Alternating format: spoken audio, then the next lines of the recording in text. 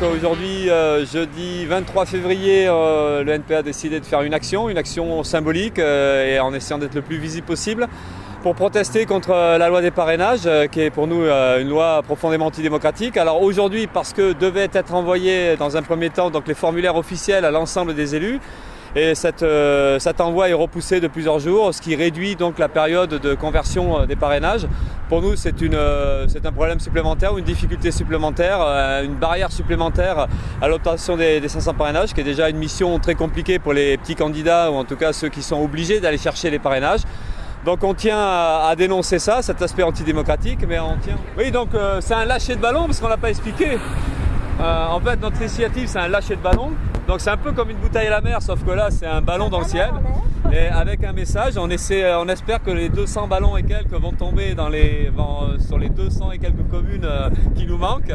Hein, on a bien calculé normalement, c'est scientifique, ça va tomber pile poil. Hein. Mais avec le vent, ça peut modifier un peu les calculs, on verra, on ne maîtrise pas tout. Mais voilà, l'idée c'est ça, c'est symbolique, c'est de sensibiliser. Donc évidemment, le message, il est démocratique, hein, c'est toucher les élus sur l'argument démocratique et l'intérêt qu'il y aurait d'avoir une candidature ouvrière dans cette élection-là. Voilà.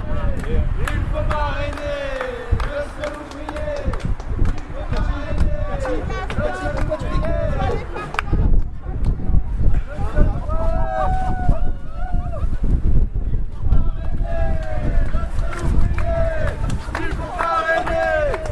seul ouvrier. Ah, c'est joli, hein.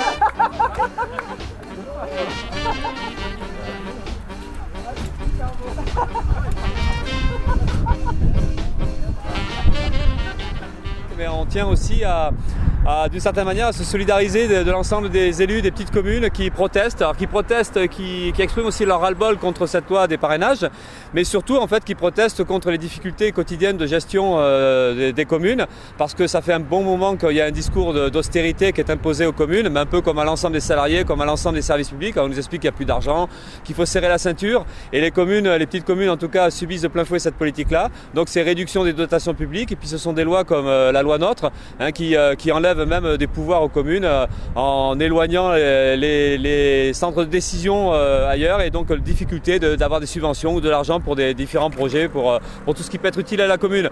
Donc de ce point de vue-là, on est solidaire et puis on dénonce ça.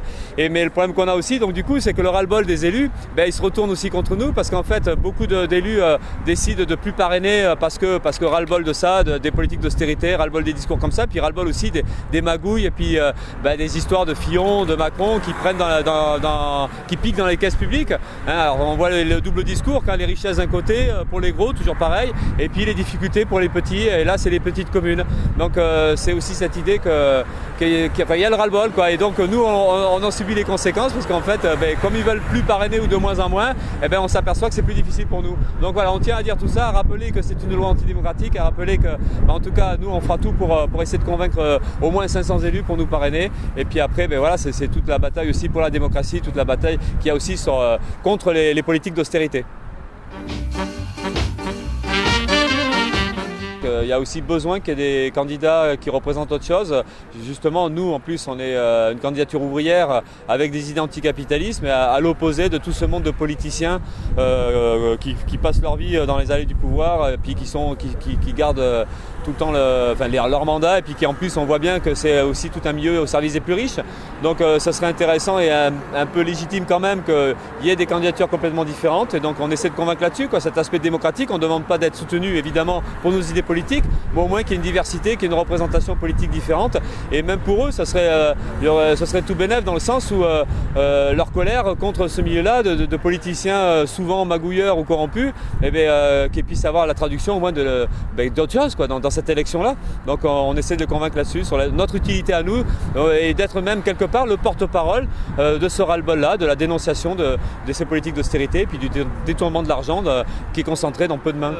Du coup, le ballon revient, non? Le ballon avec le formulaire. C'est un ballon intelligent. Qu'on a compris.